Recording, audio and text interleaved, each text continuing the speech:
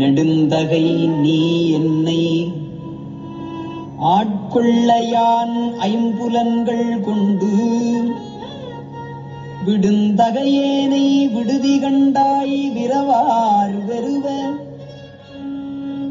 அடுந்தகை வேல் வல்ல உத்தர கோசமங்கைக்கு அரசே கடுந்தகையேன் உண்ணும் தெண்ணீர் அமுதப் பெருங்கடலே. திருச்சிற்றம்பலம். ஹர பார்வதி பதேர மகாதேவ. தென்னாடுடைய சிவனே போற்றி, எந்நாட்டவர்க்கும் இறைவா போற்றி. திருச்சிற்றம்பலம். பொழியான திருமேனி உமிழ்த்தான மிகமேவம் கழியார வரும் யானை கடல் நாளோ மரவாமல் அழியாழோ மல தூவும் அடியார்கள் உழமாற வழியாகோ பலிதாய வினை கூட நினையவே. திருச்சிற்றம்பலம். தில்லை குத்தபெருமான் திருவடிகளை சிறமேற்கொண்டு குருமகா சன்னிதானங்கள் பொற்பாதம் பணிந்து அடியபெருவர் மக்கள் பொற்பாதம் பணிந்து இன்றைய திருவாசக சிந்தனையிலே நீத்தல் விண்ணப்பம் என்ற ஒரு அருமையான பகுதியை நாம் சிந்தித்து கொண்டிருக்கிறோம். பிரபஞ்ச வைராக்கியம் என்பதான ஒரு கருத்துரையோடு கூடியதான இந்த நீத்தல், இந்த பிரபஞ்சத்தின் மீது உள்ள பற்றுக்கள் எப்பொழுது ஆன்மாக்களாகிய நமக்கு நீங்குகிறதோ இறைவனுடைய திருவடி சார்பு என்பது உடனடியாக பெற்றுவிடலாம். இதுதான் நமக்கு பக்குவ நிலை அப்படின்றது. சாதம் இப்போ இன்னைக்கு இருக்கிற சாப்பாடு பொங்குறது அப்படின்னா சாதத்தை ஒரு 10 நிமிஷம் ஊற வைக்கிறோம். அது முதல் ப்ராசஸாக இருக்குது. அதுக்கப்புறம் களைஞ்சு கொதிக்கிற தண்ணியில் போடும், அது அடுத்த ப்ராசஸாக இருக்குது. நல்ல சலச்சலன்னு கொதித்து வரும்போது சிம்மில் வைக்கிறோம், அது நல்லா செட் ஆகி வர்றது, அது அடுத்த ப்ராசஸாக இருக்குது. அப்போ எல்லா தண்ணியெல்லாம் மாறி சாதம் நல்லா வெந்து குழைந்து வரும்போது இது முழுமையான, அதாவது இப்போ சாப்பிட்றதுக்கு தயாராக அரிசி ஆயிட்டு. முதல்ல அரிசியாக இருந்தது கடினமான நிலையில், அப்புறம் நீரால் பதப்படுத்தப்பட்டு, அப்புறம் கொதிக்கும் நீர், அதாவது நெருப்பு, இப்போ நீரோட நெருப்பும் சேரும்போது இன்னும் ஒரு பக்குவ நிலை. இப்போது நல்ல பக்குவம் வந்த பிறகு நல்லா குறைச்சி வச்சு அதுக்கப்புறம் தண்ணியெல்லாம் ஒரு வடிக்கிறோம்னா தண்ணி வடிப்போம், குக்கரில் வச்சோம்னா அப்படியே எடுப்போம். அப்போ நல்ல ஒரு அந்த அரிசி அவ்வளோ ஹார்டாக இருந்தது, இப்போ சாஃப்டான ஒரு நிலை. எதுக்கு? நம்ம சாப்பிட்றதுக்கு. பக்குவம், இதுதான் பக்குவம். நம்முடைய சமயம் என்பதற்கும் இதுதான் பொருள். சமைத்தல் என்றால் பக்குவப்படுத்துதல். அங்கே சமையலில் அரிசி பருப்பு காய்கறி எல்லாம் பக்குவப்படுத்துகிறோம் நம்முடைய உடலுக்கு ஏற்றாற் போல. உடலுக்கு, அதுவும் சின்ன குழந்தைங்கன்னா ஒரு மாதிரி, பெரியவங்களுக்கு ஒரு மாதிரி, இப்படியெல்லாம் வருது. அதே போல் ஆன்மாக்களுடைய பக்குவம், ஆன்மாக்களுடைய அறிவு, முதல்ல அந்த அறிவுக்கு ஏற்ற பக்குவத்தை சமைப்பவன் யார்? இறைவனே. ஏன்னா ஆன்மாக்களுடைய அறிவு நிலை யாருக்கு தெரியும்? இறைவனுக்கு மட்டும்தான் தெரியும், மற்றவங்களுக்கு தெரியாது. நமக்கே நம்முடைய பக்குவம் என்னன்னு தெரியாது, நம்முடைய அறிவு நிலை என்னன்னு தெரியாது, எந்த அறிவில் நம்ம இருக்கோம் நமக்கு தெரியாது. ஆனால் உள்ளிருக்கும் இறைவனுக்கு தெரியும். அதனால் நம்ம முதல்ல நனைய வைக்கணுமா, அப்புறம் கொதிக்கிறதுல போடணுமா, அல்லது எண்ணெயில் போட்டு ஃப்ரை பண்ணணுமா, இல்லை நீர் ஆவியில் வைக்கணுமா, இதெல்லாம் அவன் நல்லா அறிவான். அறிந்துதான் அந்த பக்குவ நிலையை நமக்கு கொடுக்குறான். இப்போ அந்த நீத்தல் விண்ணப்பம் என்பதும் நீத்தல், இந்த பிரபஞ்சத்திலிருந்து விடுபடுதல், பிரபஞ்சம் வேண்டாம் என்ற நிலையிலே விடுபடுதல். ஆனால் அப்படியெல்லாம் எளிதில் நம்ம விடுபட முடியுமான்னா அப்படியெல்லாம் எளிதில் விடுபட முடியாது. அப்ப விடுபடுவதற்கு இறைவனுடைய துணை வேண்டும். இன்னும் மேலாக சொல்லணும்னா குரு அருள் வாய்க்க வேண்டும். யாருக்கு குரு அருள் வாய்க்கிறதோ அவர்களே திருவை அடைவார்கள். இன்னும் சொல்லப்படா குருவை அடைந்தவர்கள் அந்த குருவினால் பக்குவம் பெறுவார்கள். இந்த 8ஆம் திருமுறையில் அமைந்திருக்க திருவாசகமே குருவருள் என்றுதான் சொல்ல வேண்டும். இது குரு அருள் தான். 8ஆம் சூத்திரத்தில் குரு வந்துருவார். குரு வந்த பின்புதான் ஆன்மா ஒரு பக்குவ நிலையை அடைகிறது. அதை போல இங்கே குருவாக நின்று நமக்கு உபதேசம் செய்யும் நூல் திருவாசகம் என்பதாக. அதுலேயும் இந்த நீத்தல் விண்ணப்பம் ரொம்ப ரொம்ப ரொம்ப ஹைலைட்டான ஒன்று. இந்த பிரபஞ்சத்தோடு இந்த உலக மாயா வாழ்க்கையோடு ஒன்றித்து இருந்து உன்னை நினைக்க. ஏன்னா எதையாவது ஒன்றை தான் சார முடியும். சார்ந்ததன் வண்ணம் ஆன்மா. ஒன்று இதை பிடிக்கணும், இல்லைன்னா இதை பிடிக்கணும். ரெண்டும் எதிர், அப்படி மாறுபட்டது. முழுக்க முழுக்க இந்த மாயையின் காரியம் என்பது தோன்றி நின்று அழியக்கூடிய ஒரு பொருள். இறைவனோ நித்த பொருள், சத்து பொருள். அப்ப அந்த சத்து பொருளை அடைய வேண்டும் என்றால் இன்னும் சொல்ல போனா நுணுக்கமான பொருள், சூட்சும பொருள். இது தூலமான பொருள், வெளியே உள்ள கருவிகரணங்களால் பற்றப்படக்கூடிய பொருள். அதுதானே இப்ப இருக்கிற நம்முடைய அறிவோடைய நிலையில இதுதான் நமக்கு ஈஸியா பற்றக்கூடியது. ஆனால் இந்த சூட்சுமமான பொருளை பற்றுதல் என்பது இந்த கருவிகரணங்களுக்கு இல்லை. பாசஞானம் என்று சொல்லக்கூடிய கருவிகரணங்களுக்கு இல்லை. சரி, உயிருக்கு தான் இருக்கா, அதுக்கும் கிடையாது. பாசஞானத்தாலும் பசுஞானத்தினாலும் பார்ப்பரிய பரம்பரனை பதிஞானத்தினாலே. அப்ப அவனுடைய அருள், அந்த அவனுடைய அருள் அப்படின்னு வருது பாருங்க, அவன் அருள், அதுதான் குரு. அந்த அருள் கொண்டு அவனை உணர முடியும். அந்த அருள் நமக்கு கிடைக்க வேண்டும் என்றுதான் இந்த பெருமக்கள் நமக்கு 12 திருமுறையும் கொடுத்திருக்காங்க. சாத்திரமும் தோத்திரமும் ஆனார் தாமே. அதுல 8ஆம் திருமுறையாக இருக்கக்கூடிய திருவாசகம் நமக்கு குருவை உணர்த்தி இந்த குருவுடைய வழியிலே சென்றால் திருவை அடையலாம் என்பதை மிக அழகாக ஒவ்வொரு 51 பதிகமும் ஒவ்வொன்றும் ஒவ்வொரு வழியில் அப்படி கையை பிடிச்சிட்டு கூட்டிட்டு போற மாதிரி அந்த வார்த்தைகள் எல்லாம் நம்முடைய குழம்பிய மனதிற்கு ஒரு தெளிவை தருவது போல தெளிந்த நிலையில். ஏன்னா தெளிவு குருவின் திருமேனி காண்டல். அந்த திருமேனி அப்படின்னா, திருமேனி என்பது சாதாரணமாக மானுட சட்டை தாங்கி வரும்போது இந்த திருமேனியை காணலாம். உண்மையிலேயே அந்த திருமேனிக்குள் இருக்கும் ஆன்மா என்பது இறைவனே. அப்ப அந்த திருமேனி வெளியாக காணுதலா, உள்ளீடாக காணுதலா, இதெல்லாம் நம்ம அப்படியே கொஞ்சம் சிந்திச்சு பாருங்க. தெளிவு குருவின் திருமேனி காண்டல். குருவே சிவமென கூறினர் நந்தி, இதே திருமூலர் தான் சொல்லியிருக்கிறார். அப்போ அந்த குருவின் திருமேனின்னு இங்கே சொல்லியிருக்காரு.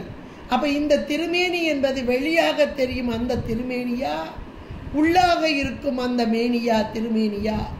இதெல்லாம் அப்படியே உள்ளுக்குள்ள மனசுக்குள்ள ஓடணும். இதெல்லாம் ஓடும்போது வெளியே இந்த கோலம் காட்டி, இப்போ குயில் பத்தில் ரொம்ப அழகா சொல்வார், அந்தனாய் வந்து ஆண்டு கொண்டு.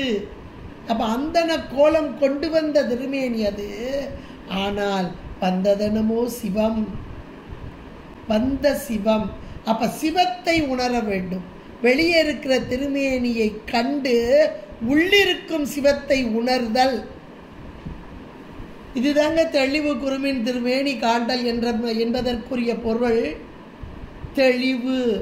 என்ன தெளிவு வந்திருக்கு அப்படின்னா, இதோ இந்த கோலம் கொண்டு வந்திருக்கிறதே, இந்த கோலம் எது என்றால் சிவம். என்னை ஆட்கொள்ளும் வண்ணமாக வந்த சிவம் என்ற உணர்வு என்றைக்கு வருகிறதோ அன்றைக்கு தெளிவுதான். இதை மணிவாசக பெருந்தகையார் அனுபவித்தார். அந்த அனுபவத்தை வார்த்தைகளாக்கினார். அந்த வார்த்தைகள் திருவாசகமாக மாறியது. திருவின் வாசகம், திருவினது வாசகம். ஒவ்வொரு வேற்றுமை உருவ இடையில போட்டு பாருங்க. திரு வாசகம் என்று இருக்கிறது. திருவாக வந்த வாசகம். இப்படி ஒன்னொன்னா போட்டு பார்த்தா ஆகா எத்தனை எத்தனை பொருளோடும் எத்தனை எத்தனை உணர்வோடும் எத்தனை எத்தனை அனுபவமாகவும் தந்த இந்த பாடல்கள் வரிகள் ஆழமாக நம் உள்ளத்தை அப்படியே பிசையக்கூடிய ஒரு வார்த்தை. அதனுடைய பொருள் அப்படியே நம்முடைய உள்ளம் என்பது உயிர் கல் மாதிரி கனன்றிருக்கு. இந்த வார்த்தைகள் கேட்ட மாத்திரத்தில் இந்த கல் அப்படியே நெகிழ்ந்து உருகி ஓடிடும். இதுதான் அருளாளர்களுடைய வாக்கின் தன்மை. என்றைக்கு நமக்கு உருகுகிறதோ உருகி இழகி நிற்கிறதோ அன்றைக்கு நாம் பக்குவப்பட்ட நிலை அடைந்தோம் என்று நமக்கு நாமே மார்க் போட்டுக்கலாம். எல்லாருமே போட்டுக்கலாம். எந்த நிலையில் இருக்கிறோன்றது ஓரளவுக்கு நமக்கு தெரியும். இந்த வார்த்தைகள் நம்ம உயிரில் போய் கரைக்கணும். உயிரில் கரையும் போது உள்ளும் புறம்புமாக மாற்றங்கள் ஏற்பட வேண்டும். அந்த உள்ளும் புறம்பும், உள்ளே என்ன மாற்றம், வெளியே என்ன மாற்றம், அது எல்லாருக்கும் தெரியும். அது அடியார் இலக்கணத்திலேயே வருது. 10 கொல்லாம் அடியார் செய்கை தானே 10. அந்த அடியார் செய்கை அது வெளியாகவும் உள்ளீடாகவும். அதை இந்த பாடலில் இப்போ 12வது பாடலில் 11வது பாடலில் ரொம்ப அருமையாக முடித்தார். அதை சொல்லும்போது மாறுபட்டு அஞ்சு என்னை வஞ்சிப்ப யான் உன் மணிமலத்தால் வேறுபட்டேனை பொழுதி கண்டாய் வினையேன் மனத்தே ஊரும் மட்டே மண்ணும் முத்தரகோசம் அங்கைக்கு அரசே நீர் பட்டே ஒளி காட்டும் பொன்மேனி நெடுந்தகையே என்று அந்த பொன்மேனி பொன்னார் மேனியனாக இருக்கக்கூடிய இறைவன் எம்பெருமான் எப்படி இருக்கிறானா, நெடும் தகையாக இருக்கிறானா, நீண்ட நெடிய. இது நம்ம அண்ணாமலை அண்ணாதமலை என்று கூட சொல்லலாம்.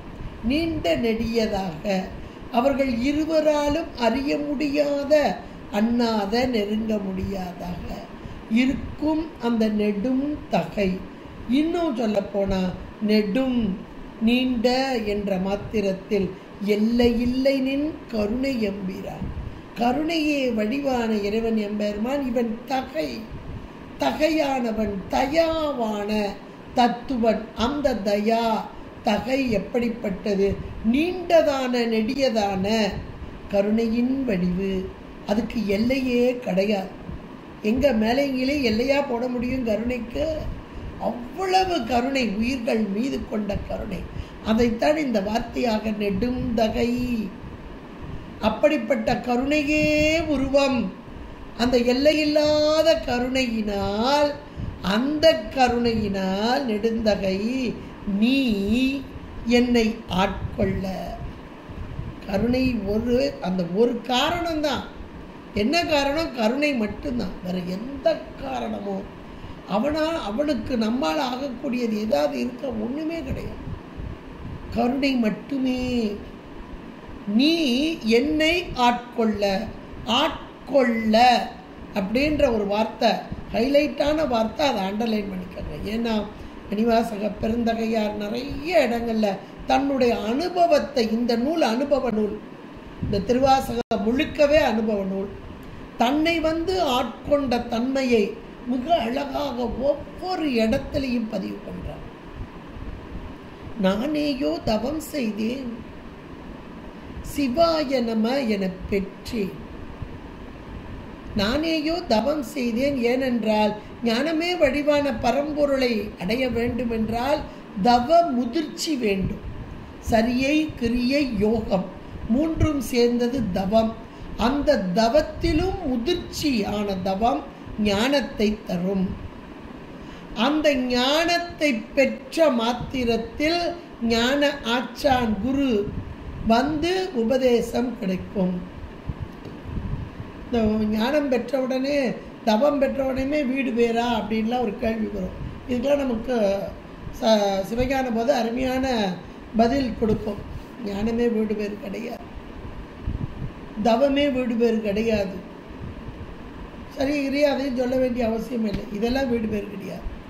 ஞானம் கிடைக்க பெற்ற ஆன்மாவுக்கு குரு வந்து உபதேசம் செய்து அந்த உபதேசம் கட்ட மாத்திரத்திலே வீடு பேரா என்றால் கிடையாது. அந்த உபதேசத்தையும் கேட்டு சிந்தித்து தெளிந்து நிட்டை கூடி அந்த நிலையில் நின்றால் விடுதல். எதை விடுதல்? இந்த பிரபஞ்சத்தை விடுதல், பாசத்தை விடுதல், பெறுதல். எதை பெறுதல்? இறைவனுடைய திருவடி சார்பு பெறுதல். அவ்வளோதான்.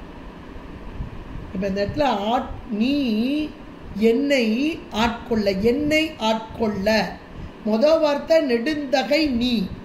நீ நெடுந்தகை. பெரிய கருணை. இப்படி கருணை இல்லை, அந்த கருணை. நான் ஏன் இதை சொல்கிறாங்கன்னு நீங்கள் நிறைய சிந்திச்சு பாருங்க. ஏன்னா நெடுந்தகை, பெரிய கருணை, இப்படியெல்லாம் சொல்லிட்டு போயிட்டோம். நம்ம அடுத்து கருணையிலேயே சாதாரண ஒரு உலகியல் ஒரு எக்ஸாம்பிள், உலகியல் எக்ஸாம்பிளே சொல்லக்கூடாது, இருந்தாலும் ஒன்று சொல்கிறேன், நமக்கு எளிமையாக புரியுப்பார். இப்போ நம்ம கோவிலுக்கு போகிறோன்னு வச்சுக்கோங்க. வாரம் வெள்ளிக்கிழமை தவறாமல் கோவிலுக்கு போவோம். வெள்ளிக்கிழமைனா தவற மாட்டோம், கோயிலுக்கு போவோம். கோயிலுக்கு போகும்போது பக்கத்து வீட்டில் ஒரு 4 பேர் சேர்ந்து போகிறதுன்றது ஒரு வழக்கம். அது எப்போவுமே நாங்கள் போவோம் அப்படின்ட்டு. வெள்ளிக்கிழமையானால் நாங்கள் 4 பேரும் சொல்லி வச்சுக்கிடுவோம். ஒருத்தர் இப்போனா ஃபோன் வசதியெல்லாம் இருக்குது. நான் ஃபோன் பண்ணிவிட்டா ஒரு மிஸ்டு கால் கொடுத்தா அவங்க வெளியே வந்துடுவாங்க. நாங்கள் எல்லாமே சேர்ந்து போவோம். அது இப்போ சேர்ந்து போகிறதுக்கு ஒன்று நடந்து போகலாம், இல்லை ஆட்டோ போகலாம், ஏதோ ஒரு வகையில் போகலான்னு. இப்போ விடாமல் நம்ம போய்கிட்டு இருக்கோம், 4 பேருமா போய்கிட்டு இருக்கோம். இதில் இடையில ஒரு நாள் வர்ற 4 பேரில் ஒரு ஆள் கொஞ்சம் என்ன ஆகுது, தாமதம் இருங்க, ஒரு 5 நிமிஷம் போங்களேன், அவசரமாக ஒரு வேலை வந்துட்டு, கிளம்பும் போது ஒருத்தர் வந்துட்டார், ஒரு 5 நிமிஷத்தில் வந்துடுறேன். உடனே இந்த 3 பேர் என்ன செய்வாங்க, சரி பரவாயில்ல, இவ்வளோ நாள் ஒரு நாள் அப்படியெல்லாம் கேட்க மாட்டா, வரட்டுமே அப்படின்னு இருப்பாங்க. சரி, ஒரு வாரம் ஆச்சு, அடுத்த வாரமும் அதே மாதிரி கேட்பாங்க. அவளுடைய சூழ்நிலை பாவம் வந்துட்டு, அடுத்த வாரம் ஏதோ இருக்காரு. அதுக்கடுத்த வாரம், அதுக்கு 2வது வாரம் கேட்டால் கொஞ்சம் சரி வா, போன வாரமும் இப்படி தான் சொன்னேன் அப்படிம்பாங்க.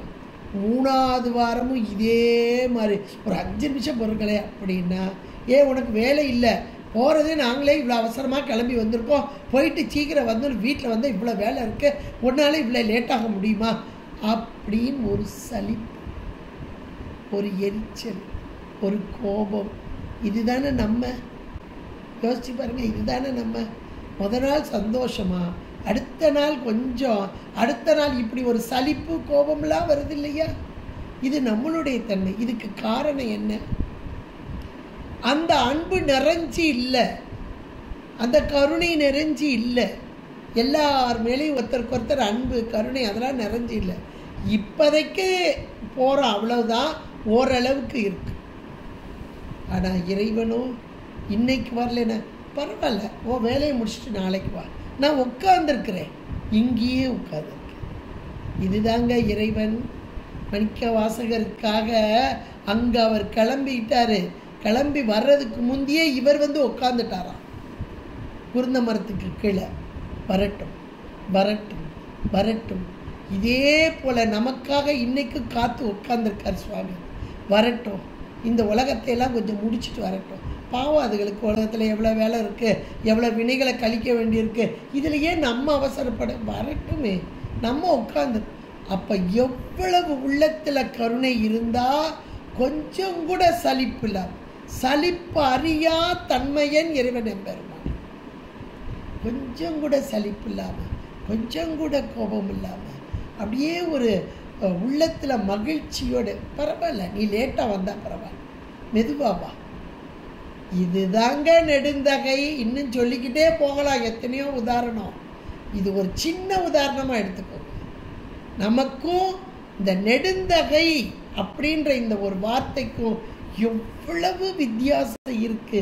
அப்ப இறைவனுடைய கருணை அப்படின்றது என்னன்றதை நாம உணரணும். எத்தனை எத்தனை தவறுகள் செய்த போதும் நம் மீது கொஞ்சம் கூட கோபமோ வெறுப்போ சலிப்போ இல்லாமல் அப்படியே மகிழ்ச்சியோடு ஏற்றுக்கொள்ளும். பரவாயில்ல, தவறு என்பது நீ செய்யலை, உன்னுடைய வினைகள், உன்னுடைய அறியாமை, ஆணவம் இதன் மூலம் வந்தது, அதனால பரவாயில்ல, அடுத்த தடவை திருத்திக்க என்று சொல்லும் நெடுந்தகை. இந்த நெடுந்தகை அப்படின்றத நீ நெடுந்தகைன்னு போட்டார், அதில் நெடுந்தகை நீ அப்படின்னு போட்டார். அந்த நெடுந்தகையை நம்ம புரிஞ்சிட்டாலே நம்ம சாமியை நினைச்ச மாத்திரத்தில் சரண்டர் ஆகும். கண்ணால் பார்க்குறதுல ஏதோ ஒரு நம்ம சிலா ரூபமாக போட்டா வடிவமாக, இல்லை கோயிலுக்கு போனால் ஒரு குறியீடாக இப்படி நம்ம பார்த்து வழிபாடு செய்யணும். ஆனால் மனதிற்குள் இதோ இறைவன் எனக்குள்ளே இருந்து காத்து கொண்டிருக்கிறார், வெளியே வருவதற்காக காத்து கொண்டிருக்கிறார், எனக்கு அருள் பாலிப்பதற்காக காத்து கொண்டிருக்கிறார். அதுதான் இங்கே திருவாசகம் முழுக்க அதுதான். உள்ளே காத்துக்கிட்டு இருக்கான் சுவாமி, வெளியே வரணும். அதனால தான் திருப்பள்ளி எழுச்சியை 20வது பதிகமாத்திக்கு போட்டார். 20வது பதிகம் தானே திருப்பள்ளி எழுச்சி. பள்ளி எழுதல் முதல்ல வரணும்ல. இப்பவும் கோயிலெல்லாம் முதல்ல திருப்பள்ளி எழுச்சி தான் பாடணும் அப்படிம்போம், பள்ளி எழ வைக்கிறது அப்படி. ஆனால் இங்கே 20வது பதிகம் தானே போட்டிருக்கார். அப்போ இவ்வளவு நேரம் பக்குவ நிலை, பக்குவம் கொஞ்சம் கொஞ்சமாக ஆன்மாவுக்கு வந்து இப்போ பக்குவம் வந்தபோது உள்ளிருந்து இறைவன் வெளிப்படுதல் இந்த திருப்பள்ளி எழுச்சியாக. எவ்வளோ ஒரு அருமையான ஒரு இந்த கோர்வையான ஒன்றை புரிஞ்சுக்கிட்டா கூட இறைவனுடைய தன்மை நமக்கெல்லாம் புலப்பட. நீ நெடுந்தகை என்னை ஆட்கொள்ள வேண்டும். ஏன்னா ஆட்கொள்ளவில்லை என்றால் நமக்கு கதி என்பது கிடையாது. இன்னும் சொல்ல போனால் விடுவேறு என்பதும் கிடையாது.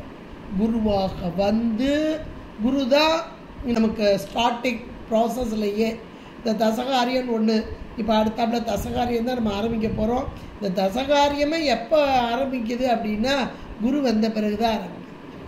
குரு வந்து உபதேசம் பெறும்போது தான் இந்த உடல் என்பது என்ன, உலகம் என்பது என்ன, நான் என்பது என்ன, நீ என்பது என்ன, நான் நீ இதுக்கெல்லாம் பொருள் அப்பத்தான் புரியும்.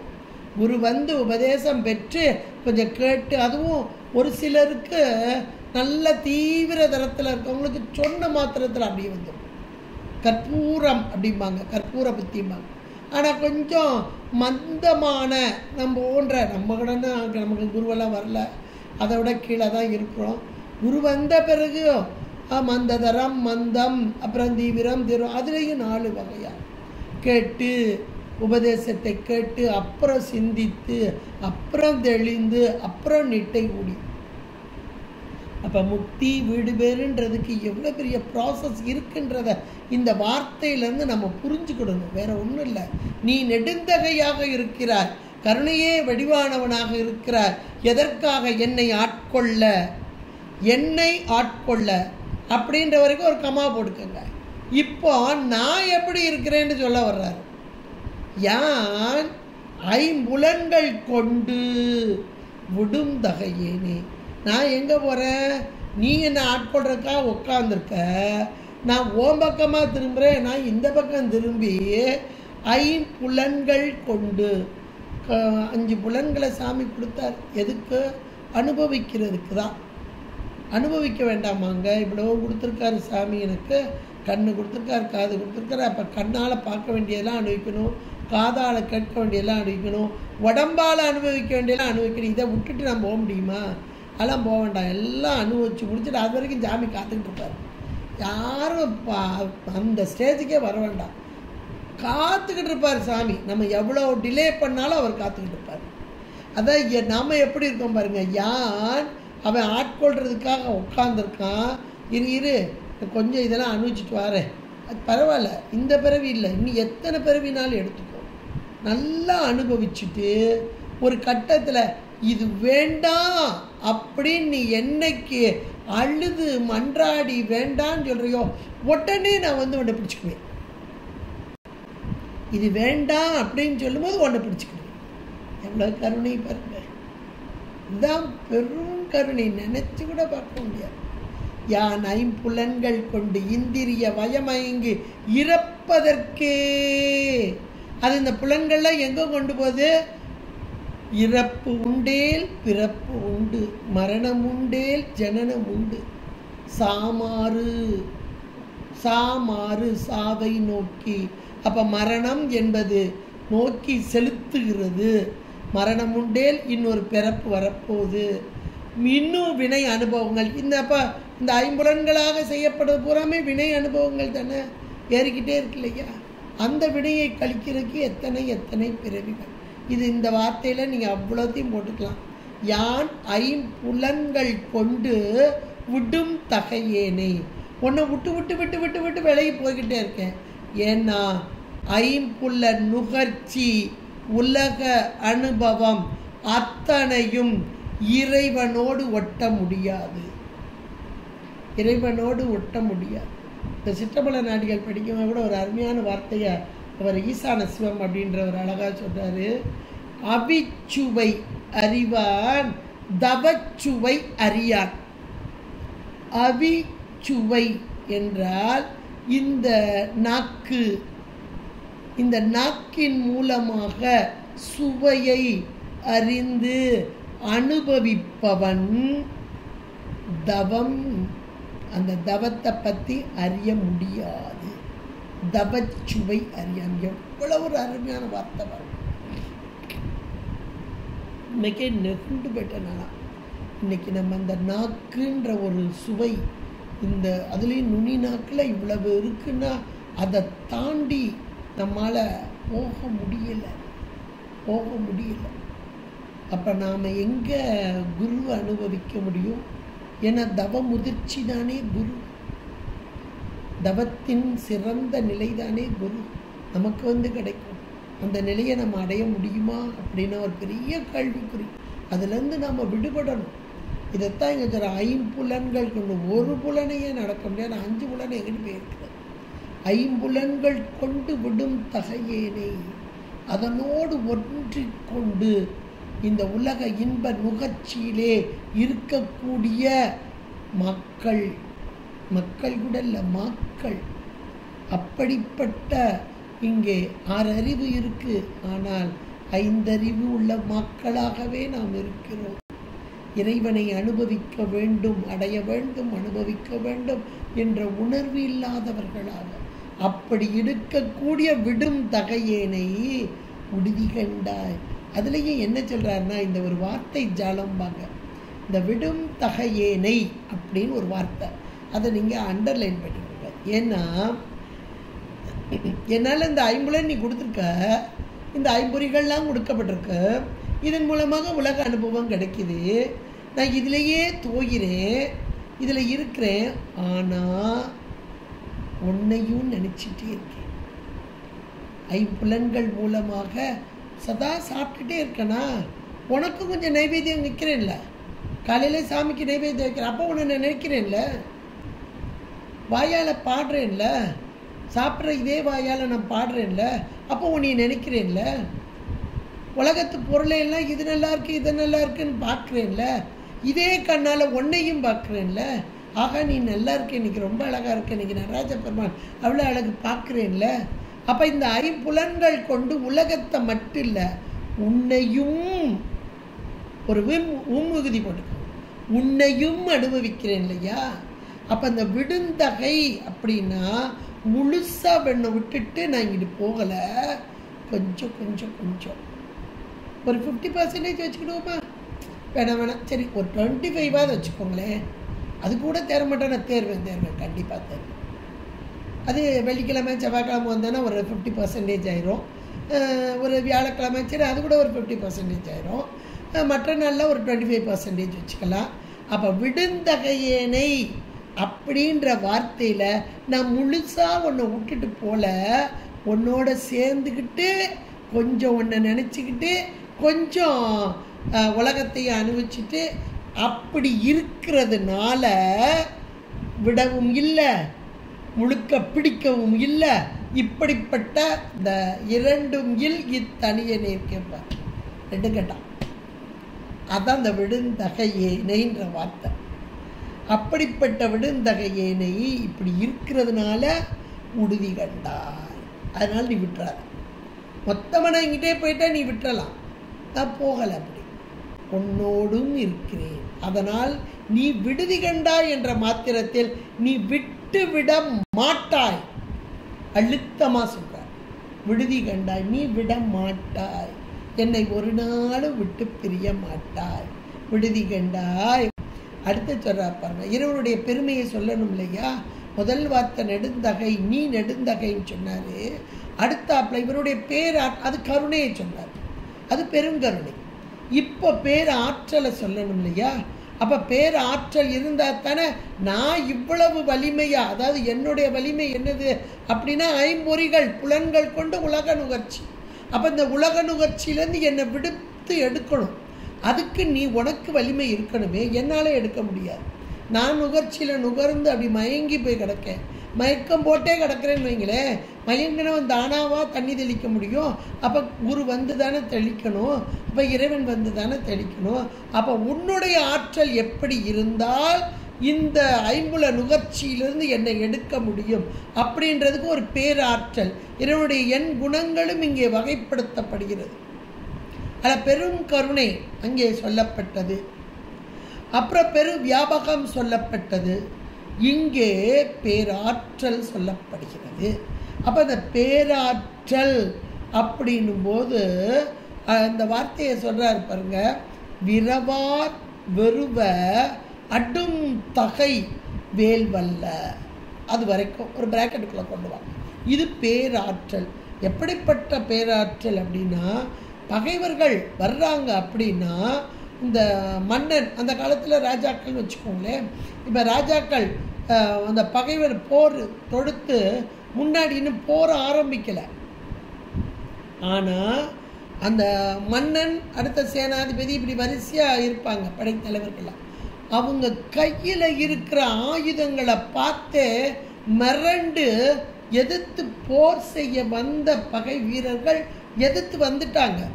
வந்து பார்க்குறாங்க, ஆயுதத்தை பார்க்குறாங்க. எப்பா இவ்வளோ ஆயுதங்களா, இதுக்கு முன்னாடி நம்ம படை நிற்க முடியாது, ஓடி போயிடும். இந்த வார்த்தை அதுதான், அருமையான வார்த்தை. விரவார் வெறுவ. யார் விரவார், யார் வெறுவ அப்படின்னா, இங்கே ஐம்புல நுகர்ச்சியோடு கூடிய ஆன்மாக்கள் நம்ம தான். ஐம்புல நுகர்ச்சியோடு கூடிய ஆன்மாக்கள், ஆனால் இறை நினைவோடு கூடியிருக்கும் ஆன்மாக்கள். அதனால தான் 25% 50% சொன்னேன் நான்.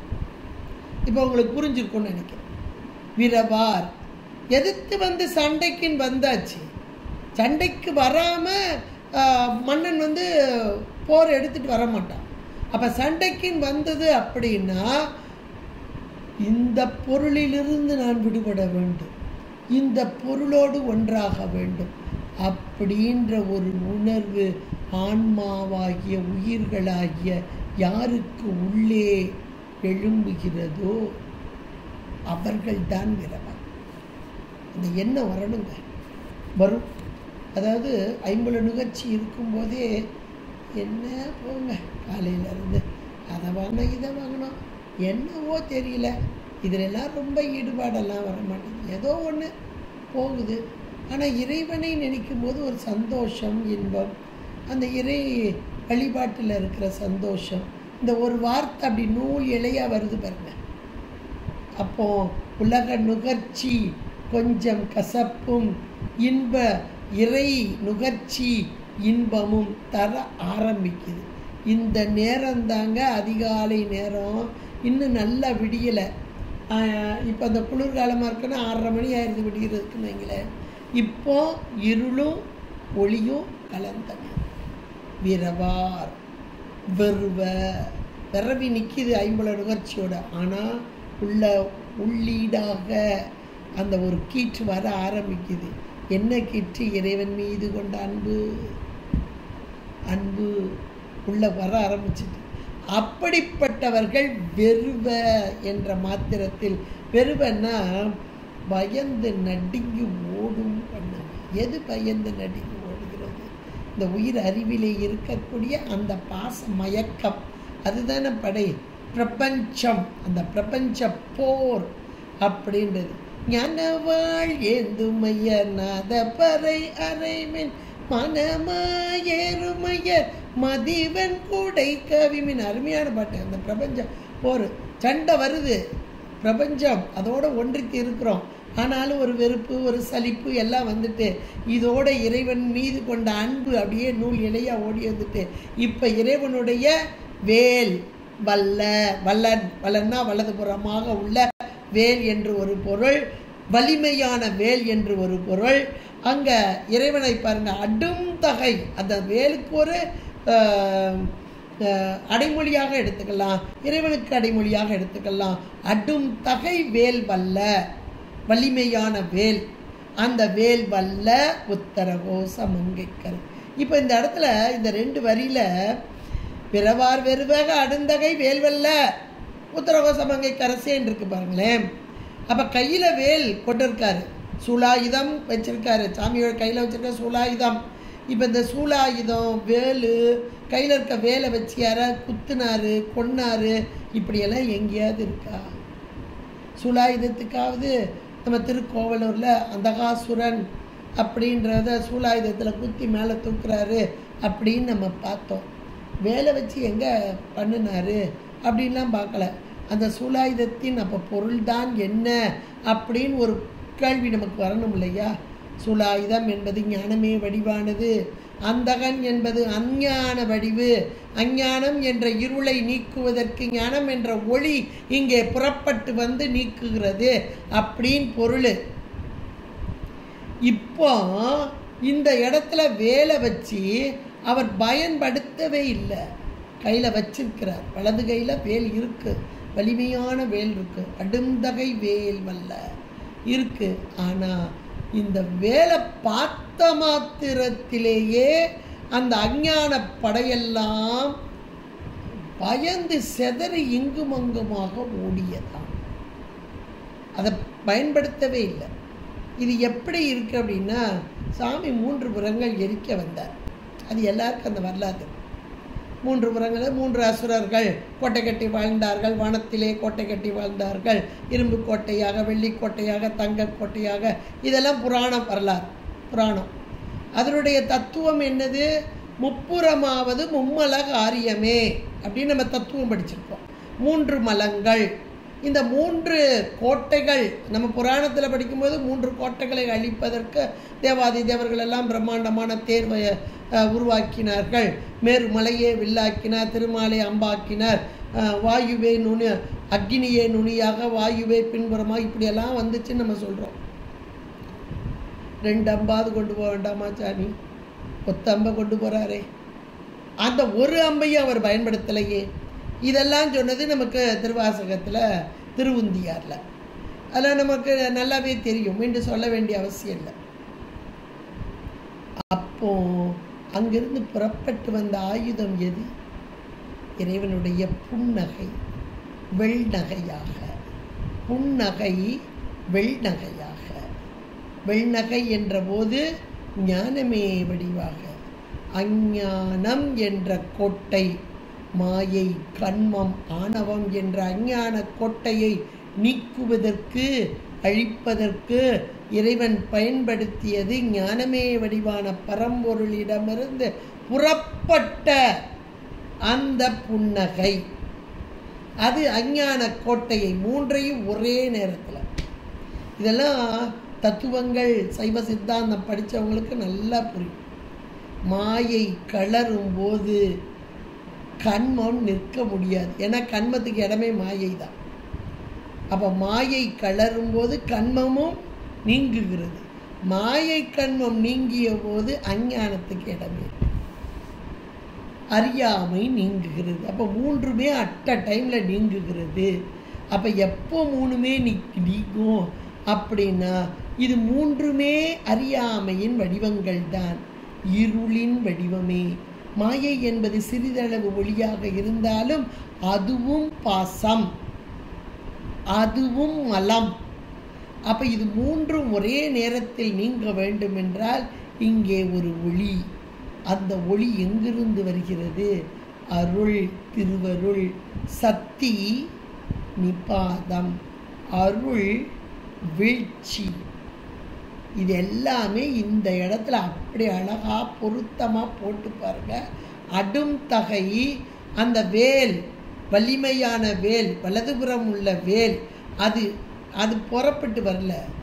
ஆனா அதை பார்த்த மாத்திரத்தில் இதையெல்லாம் வெறுவி பிறவார் வெறுவ அடுந்தகை வேல்வல்ல உத்தரகோச மங்கை. எவ்வளோ ஒரு அருமையான வார்த்தைகள். நம்முடைய அஞ்ஞானம் நீங்குவதற்காக கையில் ஆயுதம் கொண்டாலும் அந்த ஆயுதத்தை வைத்து இங்கே பயன்பாடு கிடையாது. அந்த ஆயுதத்தை பார்த்த மாத்திரத்திலே அஞ்ஞானம் என்ற இருள் கலண்டு ஓடியது. இதை நாம் உணர்ந்து கொள்ளலாம். இதன் மூலமாக இதை உணர்ந்து கொள்ளலாம்.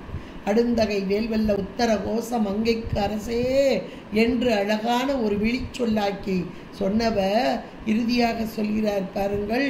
கடும் தகையேன், என்னுடைய நிலை எப்படிப்பட்டது?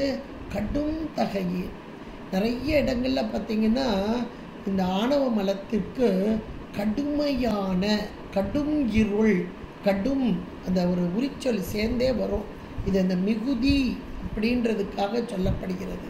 கடும் தகையேன் அப்படின்றது. எப்படிப்பட்டவனாக இருக்கிறேன் அப்படின்னா இருள் மலம். அந்த இருள் எப்படிப்பட்டதாக இருக்கிறது? லேசான திக்னஸாக இருந்தால் லேசாக ஒரு பார்த்த உடனே முடிஞ்சு போப்போம். சாமியோட பார்வை வேற, அது வேற பக்கம். ஆனால் நம்முடைய இருள் எப்படி இருக்கிறதுன்றதை இந்த இடத்துல கடும் தகையேன் என்ற மாத்திரத்தில் ஆணவ மலம் அவ்வளவு ஒரு இறுக்கமாக அறிவை பற்றி கொண்டு இருக்கிறது. அப்போ இந்த எவ்வளவு இருக்கின்றது யாருக்கு தெரியும்? உள்ள இருக்க சாமிக்கு தெரியும். அதுக்கு தகுந்தாப்புல தான் வர்றாரு சாமி ஒரு பக்கம். அதுக்கு தான் இப்போ உயிர்களாகிய நம்முடைய அந்த ஆணவம் அதை நீக்க வேண்டும் என்பதற்காக இறைவன் எப்படி வருகிறாரா? இந்த கடுந்தகை என்பது ஆணவ மலத்தின் நிலை, ஆணவ மலத்தின் அளவு என்று கூட சொல்லலாம். அது எல்லாத்துக்கும் ஒரே மாதிரி இல்லை, ஒவ்வொருத்தருக்கும் ஒவ்வொரு மாதிரி இருக்கும். இங்கே இவர் சொல்கிறாரு, தன்னை வச்சு தான் சொல்கிறாரு. அப்போ அதெல்லாம் நமக்கு தான் கடும் தகையேன். அப்போ நீக்க முடியாத அந்த ஆணவ மலத்தோடு அறியாமையோடு கூடி இருக்கும் ஆன்மாவாகிய என்னை இந்த ஆணவ மலத்திலிருந்து மீட்டு எடுக்க வேண்டும் என்பதற்காக அந்த கடுந்தகை என்ற போது ஆணவ மலத்தை கடுமையான நஞ்சு என்று கூட இங்கே வைத்துக் கொள்ளலாம். கடுமையான நஞ்சு. இப்போ ஒரு உயிர், அது உயிர்னா நம்மளையே யாரையாவது வச்சுக்கோங்களேன், எப்பா சரியான பாய்சன். இப்போ ஒரு அரவம் அப்படின்னா ஒரு பாம்பு தீண்டியது அப்படின்னா கடுமையான பாய்சன் உள்ளே போயிடுச்சு. இப்போ இந்த பாய்சனை நீக்கணும், இந்த நஞ்சை நீக்கணும், உடம்புலேருந்து நஞ்சை நீக்கணும். அதுக்குரிய ப்ராசஸ் என்னென்னா, இப்போ ஆஸ்பத்திரியில் அதுக்கெல்லாம் ஊசியெல்லாம் இருக்குது, போட்டால் அந்த பாய்சன் நீங்குதல் உடனடியாக. இத்தனை ஊசி போட்டால் இவ்வளோ நேரத்துக்குள்ளே அந்த பாய்சன், இந்த பிளட்டோடு சேர்ந்து அந்த பாய்சன் நீங்கும் அப்படின்னு இன்னைக்கு சயின்டிஃபிக்கல் விஞ்ஞான முறையில் இதை வச்சுருக்காங்க. இன்னும் சித்த மருத்துவத்துலேயும் அது நிறையா இருக்குது. வாய் வழியாக அந்த பாய்சன் போயிட்டு, இல்லை உடம்புல ரத்த வழியாக இப்போ பூச்சிகள், விஷப்பூச்சிகள்லாம் கடிக்கும் போது அந்த பாய்சன் வந்து உடம்புல ரத்த வழியாக போய் பிளட்டு சர்க்குலேஷனில் போய் ரொட்டேட் ஆகும். அப்போ அதை நீக்கணும் அப்படின்னா அதுக்குரிய ப்ராசஸ் வச்சுருப்பாங்க. இந்த சித்த மருத்துவத்திலேயே சில மூலிகைகள், சில மருந்துகள், அந்த பச்சிலைகள், அந்த கடிபட்ட இடத்துல வைக்கிறது, இல்லை வாய் வழியாக கொடுத்துரு, இதெல்லாம் வச்சுருக்கிறாங்க. அப்போ நஞ்சை நீக்குதல் இவ்வளோதான். இந்த ப்ராசஸ் என்னென்னா நஞ்சை நீக்குதல். அப்போ உடலுக்குரிய நஞ்சை நீக்குவதற்கு இப்படிப்பட்ட மூலிகைகள், வைத்தியங்கள், வைத்திய முறைகள் இருப்பது போல உயிர் அறிவில் இருக்கும் இருள் மலம் நஞ்சை ஒத்தது. உயிர் அறிவில் இருப்பது. அப்போ அதை நீக்கிறதுக்கு என்ன மருந்து? அமுது. அப்போ அந்த அமுது எங்கே இருக்குது அப்படின்னா அதைத்தான் இங்கே சொல்றார். கடும் தகையே உண்ணும் தெள் நீர் அமுத பெருங்கடலே. அப்போ உயிருடைய அறிவில் இருக்கக்கூடிய என்னுடைய அறியாமை, ஆணவம் என்ற அந்த மலம் நீங்க பெற வேண்டும் என்றால் உண்ணும் அப்படின்னு ஒரு வார்த்தை இருக்கு. உண்ணுதல். நம்ம பொழுதுதான் உண்ணுதல்னா சாப்பிடுதல் அப்படின்னு. உடலுக்கு வேண்டிய சாப்பாடை நம்ம சாப்பிடுவோம். உயிருக்கு வேண்டியதை நினைத்தல். உண்ணுதல் என்றால் நினைத்தல். இங்கே நினைத்தல் என்ற மாத்திரத்தில் இந்த அமுதம் எங்கே இருக்கிறது? உள்ளேயே இருக்கு. உள்ளேயே இருக்கு. அது எப்படி இருக்கு? தெள் நீராக, தெளிந்த நீரோடையாக, அமுத நீரோடையாக. அமுதம். அந்த நீரோடையில நீர் இல்லை, அமுதம். பார்க்கடல். பார்க்கடல் தெளிந்த நிலையிலே இருக்கிறது. அது எப்படி இருக்கு? கொஞ்சோண்டு இருக்கா? பெருங்கடலாக இருக்கிறது. பெரும் கடலாக இருக்கிறது. சுதா சாகர மத்தியஸ்தா, இது அம்மாளுடைய நாமாவளி. சுதா சாகர மத்தியஸ்தா. அப்புறம் அந்த பெரும் பார்க்கடல். அந்த பார்க்கடலில் பார்க்கடலையே கொண்டவன் இறைவன். எதுக்கு? நம்மகிட்ட இருக்கிற நஞ்சை நீக்கிறதுக்கு அமுதம். நஞ்சுக்குரிய மருந்து அமுதம். அந்த அமுதம் கொஞ்சமா இருக்குன்னா நம்மகிட்ட எவ்வளோ அமுதம் இருக்கோ அத்தனை நஞ்சையும் நீக்குவதற்காக அவ பெரிய பார்க்கடலாகவே இருக்கான், அமுதக்கடலாகவே இருக்கிறான். அப்போ எவ்வளவு நஞ்சு இருந்தாலும் நீக்கும் தன்மை இங்கே உண்டு. அப்போ நாம் எப்படிப்பட்ட நிலையில் இருந்தாலும், எவ்வளவு ஆணவத்தில் இருந்தாலும் நீக்கும் வலிமை இதுதாங்க இறைவனுடைய என் குணங்களில் ஒன்று. பேராற்றல். அங்கே முதலே வேல்வலை அப்படின்னாங்க. அப்போ அந்த மாயா காரியமாகிய 3 மலத்தை அழிக்கிறதுக்கு தான். இதில் ஆணவத்தை அழிக்கிறது எவ்வளோ பெரிய ப்ராசஸ். அப்போ அந்த ஆணவ மலம் என்ற ஒன்றை நீக்குவதற்காக இறைவன் எம்பெருமான் எப்படி இருக்கிறான்? தெள் நீர், தெளிந்த நீராகிய அமுத கடலாக, அதுலேயும் அமுத பெருங்கடலாக இருக்கும் இறைவன் எம்பெருமான். இறைவனையே கடலாக சொல்வார்கள், இறைவனையே அமுதக்கடலாக சொல்வார்கள், இறைவனையே அமுதமாக சொல்வார்கள். இந்த அமுதமெல்லாம் எதற்கு என்றால் நஞ்சின் தன்மையை நீக்குவதற்கு. இன்னும் சொல்ல போனா அந்த நஞ்சையே எடுத்து உண்டார். அந்த நஞ்சே அமுதமாக நின்றது. நஞ்சே அமுதமாக நின்றது. இறைவனுடைய கண்டம் நீல கண்டம். இந்த கண்டத்தில் இருப்பது நஞ்சு. அந்த நஞ்சு எப்படி இருக்கான்? ஸ்ரீயாக இருக்கிறதா. ஸ்ரீ. ஸ்ரீ என்றால் மகாலட்சுமிக்கு ஒரு பெயர். ஸ்ரீ என்றால் நஞ்சுக்கு ஒரு பெயருங்க. அது என்ன நஞ்சுக்கு ஸ்ரீயா அப்படின்னா, இறைவன் உண்ட அந்த நஞ்சு இன்றைக்கு நமக்கு அமுதமாக இருக்கிறது. ஏனென்றால் இந்த நஞ்சு பிறருக்கு துன்பம் தருவது. அதை அவர் ஏற்றுக்கொண்டார். அது இருக்கிற இடம் கண்டோம். ஞானமே வடிவான பரம்பொருளிடம் இருப்பதால் அது ஞானமயமாக இருக்கிறது. அதனை நாம் காணும்போது நம்முடைய அறியாமை நீங்குகிறது. அமுதமாக இருக்கிறது, நமக்கு அமுதமாக இருக்கிறது என்பதான ஒரு பொருள். அப்ப இந்த இடத்துல கடுந்தகையேன் ஆணவத்தில் அப்படியே அமிழ்ந்து கிடக்கும் உயிர்கள் பசுக்களாகிய நாம் உண்ணும் சதா காலமும் எண்ணக்கூடிய, ஏன்னா எண்ணுதல் என்பதுதான் மேலான ஒன்று. இதை எதையோ எண்ணி உலகத்து நினைப்பிலேயே இருந்து மீண்டும் மீண்டும் மீண்டும் வினைகளை பெருக்கிக் கொண்டிருக்கும் நாம் சதா காலமும் இறைவன் நினைவிலே இருந்தால் வினைகள் மட்டும் இல்லை, வினைகள் ஒரு பகுதி. வினைகள் நீங்க நீங்க உள்ள இருக்கிற அறியாமை என்ற இருள் நீங்குது பாருங்க. அதனால தான் உண்ணுதல் அப்படின்னு அழகா வைத்தார். சதா காலமும் எண்ணம். அந்த எண்ணத்திலே யார் இருக்க வேண்டும்? இறைவன் இருக்க வேண்டும். அந்த இறைவன் எப்படிப்பட்டவன்? தெளிந்த நீரோடை போன்ற. அந்த தெளிந்த நீர் எது என்றால் அமுதம். அந்த அமுதமும் பெரும் கடலாக. இன்னைக்கு திருவம்பாவிலே நம்ம படித்தோம்.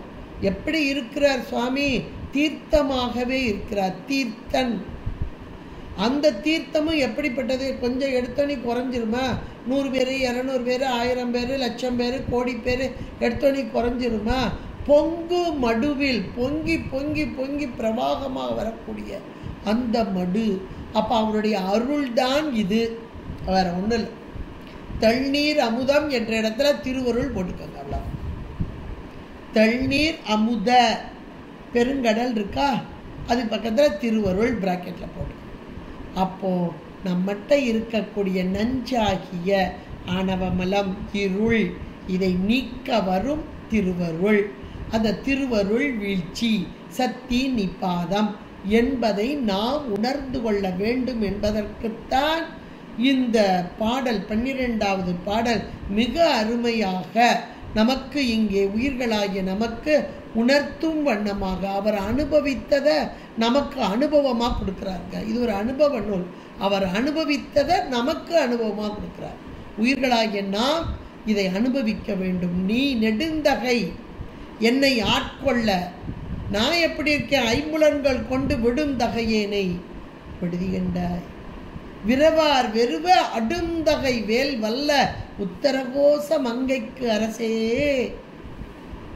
கடுந்தகையே, உண்ணும் தெள்நீர் அமுத பெருங்கடலே என்று மிக அருமையான ஒரு பாடலாக்கி நாம் எல்லாம் சிந்தித்து சிந்தித்து சிந்தித்து உய்வு பெற வேண்டும் என்ற மணிவாசக பெருந்தகையார் அருமையாக கொடுத்திருக்க நீத்தல் விண்ணப்பத்தின் 12வது பாடலை இன்றைக்கு சிந்திப்பதற்கு இவருடைய திருவருடும் குருவருடும் கூட்டியமைக்கு நன்றி கூறி விடைபெறுகிறேன். நன்றி, வணக்கம். திருச்சிற்றம்பலம். ஹர பார்வதி பதே ஹர மகாதேவ. தென்னாட்சம்பலம். ஹர பார்வதி பதே ஹர மகாதேவ. தென்னாடுடைய சிவனே போற்றி, எந்நாட்டவர்க்கும் துணிவா போற்றி.